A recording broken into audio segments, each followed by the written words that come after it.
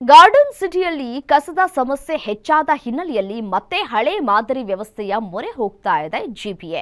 Technology ಮುಂದುವರೆದ್ರೂ ಕೂಡ ಹಳೆ ಸಂಪ್ರದಾಯದ ಮೊರೆ ಹೋಗ್ತಾ ಇದೆ. ಹಳೆ ಮಾದರಿಯಂತೆ ಕಸದ ಸಮಸ್ಯೆಗೆ ಮುಕ್ತಿ ಹಾಡೋದಕ್ಕೆ ಪ್ಲಾನ್ ಅನ್ನ ಮಾಡಿಕೊಂಡಿದೆ ಜಿಬಿಎ.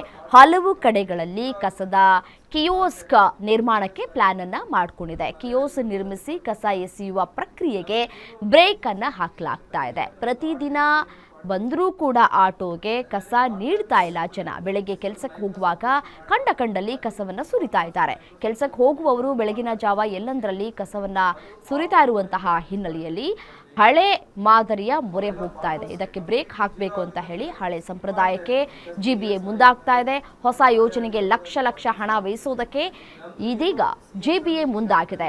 ಹಸಿ ಕಸ ಒಣ ಕಸ ಅಂತ ಬೃಹತ್ ಗಾತ್ರದ ಡಬ್ಬವನ್ನ ಇಡುವುದಕ್ಕೆ ಪ್ಲಾನ್ ಅನ್ನ ಮಾಡ್ಕೊಳ್ತಾ ಇದೆ. ಅದೇ ಡಬ್ಬಗಳಿಗೆ ಕಸವನ್ನ ಸುರಿಯೋದಕ್ಕೆ ಸಾರ್ವಜನಿಕರಿಗೆ ಅವಕಾಶವನ್ನ ನೀಡುವಂತಹ ಪ್ರಯತ್ನಕ್ಕೆ ಮುಂದಾಗ್ತಾ ಇದೆ. ಬಟ್ ಆದ್ರೆ ಬೆಳಗಿನ ಜಾವ ಕಸದವ್ರು ಬರ್ತಾರೆ ಅಂತ ಕೂಡ ಹೇಳಲಾಗತ್ತೆ. ಆದ್ರೆ ಆನ್ ಟೈಮಿಗೆ ಅವ್ರು ಬರೋದೇ ಇಲ್ಲ. ನಾವು ನಮ್ಮ ಟೀಮ್ಸ್ ಬೆಳಿಗ್ಗೆ ಏನು ಕೆಲಸ ಮಾಡ್ತಿದ್ದಾರೆ ಅವರು ಬ್ಲ್ಯಾಕ್ ಸ್ಪಾಟ್ ಕ್ಲಿಯರ್ ಮಾಡಲಿ ಶುರು ಮಾಡಿದ್ದಾರೆ. ಸೊ ನಮಗೆ ಎರಡು ಸಮಸ್ಯೆಗಳಿದೆ. ಅಂದರೆ ಕಸ ಕೇಂದ್ರ ಏನಾದರೂ ಅಥವಾ we have to make some place where we can collect also is becoming ನಾವು ಇಂಪಾರ್ಟೆಂಟ್. ಅದಕ್ಕೆ ಸಹ ನಾವು ಐಡೆಂಟಿಫಿಕೇಶನ್ ಮಾಡ್ತಾ ಇದ್ದೀವಿ.